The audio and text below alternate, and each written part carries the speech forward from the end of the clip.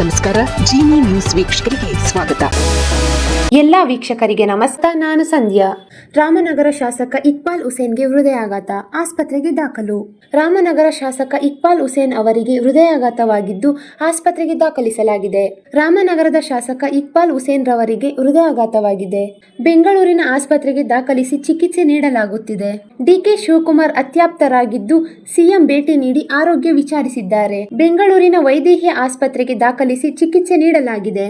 ಆರೋಗ್ಯದಲ್ಲಿ ಚೇತರಿಕೆ ಕಂಡು ಬಂದಿದೆ. ಸಿಎಂ ಡಿಕೆ ಶಿವಕುಮಾರ್ ಆಪ್ತರಾಗಿದ್ದು ಶಾಸಕ ಆರೋಗ್ಯ ವಿಚಾರಿಸಲು ಮುಖ್ಯಮಂತ್ರಿ ಡಿಕೆ ಶಿವಕುಮಾರ್ ಅವರು ಆಸ್ಪತ್ರೆಗೆ ಭೇಟಿ ನೀಡಲಿದ್ದಾರೆ ಎನ್ನಲಾಗಿದೆ.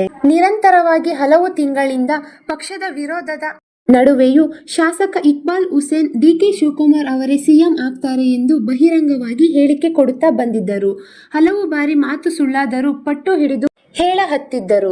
ಕಡೆಗೂ ಸಿಎಂ ಸ್ಥಾನಕ್ಕೇರಿದ ಡಿಕೆಶಿ ಸ್ವಕ್ಷೇತ್ರ ಭೇಟಿ ಕೊಟ್ಟಾಗ ಆಪ್ತರೆಂದೇ ಹೇಳಲಾಗುವ ಶಾಸಕ ಇಕ್ಬಾಲ್ ಹುಸೇನ್ ಅವರ ಬಗ್ಗೆ ಮಾತಲ್ಲೇ ಕಾಲೆಳೆದಿದ್ದರು. ನಾನು ಜಾಸ್ತಿ ಮಾತನಾಡಬೇಡ ಎಂದು ಇಕ್ಬಾಲ್ ಹುಸೇನ್ಗೆ ಹೇಳುತ್ತಿದ್ದೆ. ಅಲ್ಲದೆ ನೋಟಿಸ್ ಕೂಡ ನೀಡಿದ್ದೆ. ಒಡೆಯೋದೊಂದೇ ಬಾಕಿ ಇತ್ತು ಎಂದು ಸಿಎಂ ಡಿಕೆ ಶಿವಕುಮಾರ್ ಹೇಳಿದ್ದಾರೆ. ಆದರೂ ಆತ ಬಾಯಿ ಚಪಲ ಬಿಡಲಿಲ್ಲ. ಅವನಿಗೂ ನಾನು ಸಿಎಂ ಆಗಬೇಕು ಅನ್ನೋ ಆಸೆ. ಈಗ ಅದರಂತೆ ನಾನು ಸಿಎಂ ಆಗಿದ್ದೇನೆ ಎಂದು ಅವರು ಭಾಷಣದಲ್ಲಿ ಹೇಳಿದ್ದಾರೆ. ಅದಾದ ಕೇವಲ ದಿನಗಳಲ್ಲಿ ಇದೀಗ ಇಕ್ಬಾಲ್ ಹುಸೇನ್ ಆರೋಗ್ಯ ಕೈಕೊಟ್ಟಿರುವುದು ಕಂಡು ಬಂದಿದೆ. ಈ ದಿನದ ನಿರಂತರ ಸುದ್ದಿಗಳಿಗಾಗಿ ವೀಕ್ಷಿಸುತ್ತಿರಿ ಜೀನಿ ನ್ಯೂಸ್. ನಮಸ್ಕಾರ.